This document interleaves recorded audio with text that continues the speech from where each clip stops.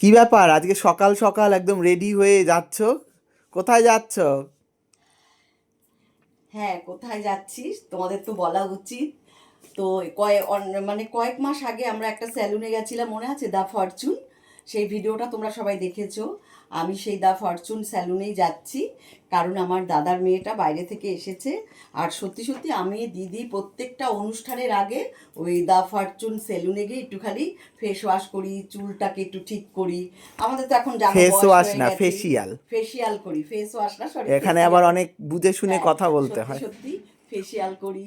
তো একটুখানি করি আর কি, যত্ন নেই একটু শরীরের, মানে ত্বকের।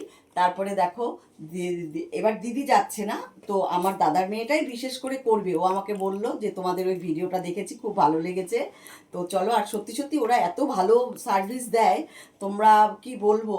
আমরা বারবার যাই এই কারণে, ওদের সার্ভিসটা খুব ভালো। আর ভালো ভালো দামি দামি ব্র্যান্ডেড কোম্পানির প্রোডাক্ট দিয়েই ওরা সব কিছু করে, সব কিছু ভালো। দিদির চুলটা, দিদি যেতে পারলো না, দিদি একটু ব্যস্ত বলে আজকে আমাকেই নিয়ে যেতে হচ্ছে আমার দাদার মেয়েটাকে। তো চলো, তারপরে তোমরা ওই স্যালুনের ভিডিও আমি তোমাদের দেব পরে, ঠিক আছে?